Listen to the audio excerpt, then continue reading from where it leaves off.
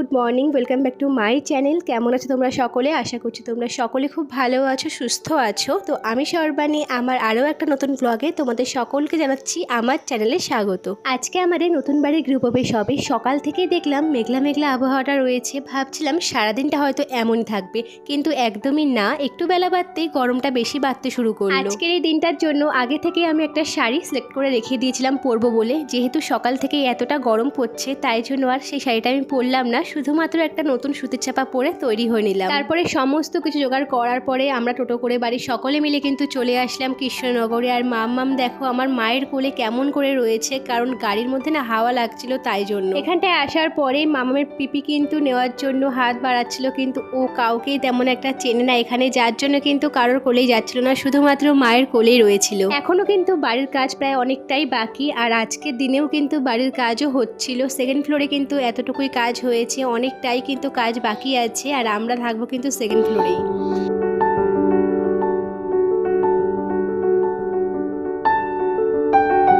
সকালবেলায় ঘুম থেকে ওঠার পরই ঠাকুরের বাসনপত্রগুলো আমি একদিকে ধুয়ে নিয়েছিলাম, আর দুই মা মিলে ঠাকুরের সমস্ত জিনিসপত্রগুলো গোছগাছ করার পরে আমরা তারপরে এখানটায় সমস্ত কিছু নিয়ে চলে এসেছিলাম, কারণ এখানটায় কিছুই নেই। সমস্ত জিনিসপত্রগুলো কিন্তু আমাদের বাড়ি থেকে গোছগাছ করে আনতে লেগেছিল।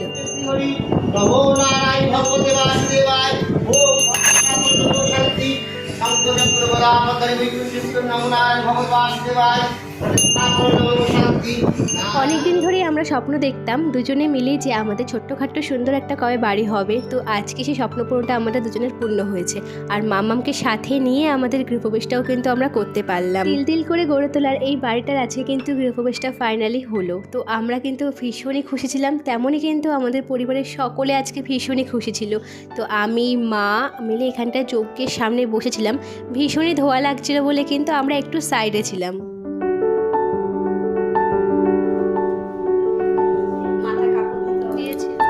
আজকে সকাল থেকে সারা দিন খুবই ব্যস্ত ছিলাম, যার জন্য কিন্তু তেমন একটা ভিডিও আমি করতে পারিনি, তাই জন্য কিন্তু খুবই ছোট্ট একটা ব্লগ তোমাদের সঙ্গে শেয়ার করতে পারলাম। তাও আমি মাঝে মধ্যে একটু ভিডিও করে রেখেছিলাম তাই জন্য। তো অনেকে কিন্তু এসছিল, তো কাউকেই কিন্তু আমি ভিডিওর মধ্যে নিতে পারিনি। ওই যে সারাদিন তেমন একটা আমি ভিডিও করতেই পারিনি, খুবই ব্যস্ত ছিলাম তাই জন্য। আর এদিকটাতে রান্নাবান্নাগুলো চলছিল, খিচুড়ি, 5 রকমের সবজি, পোলাও, আলুর দম, চাটনি, পাঁপড়, মিষ্টি, অনেক কিছু রান্নাবান্নাগুলো হয়েছিল। তো তারপরে কিন্তু একে করে সবাই এসেছিল, আমি কাউকেই ভিডিওর মধ্যে নিতে পারিনি, শুধুমাত্র সৌম্যকে ছাড়া। তো সৌম্যকে ভিডিওর মধ্যে নিয়েছিলাম। আর এদিকটাতে কিন্তু পুজোটাও কিন্তু হয়ে গেছিলো।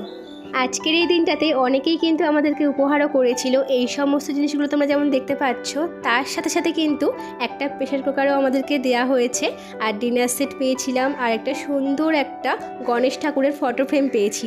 তো সেগুলো হয়তো তোমাদের সঙ্গে অন্য একটা ব্লগে আমি শেয়ার করে দেবো, আসলে সেগুলো সামনে ছিল না আমার, তাই জন্য ভিডিওর মধ্যে নেওয়া হয়নি। এই সমস্ত জিনিসগুলো ছিল বলে ভিডিওর মধ্যে নিয়েছিলাম। তো চলো আজকের মতো ব্লগটা আমি এখানটা এন্ড করলাম, দেখা হচ্ছে নেক্সট ব্লগে, ততক্ষণের জন্য টাটা।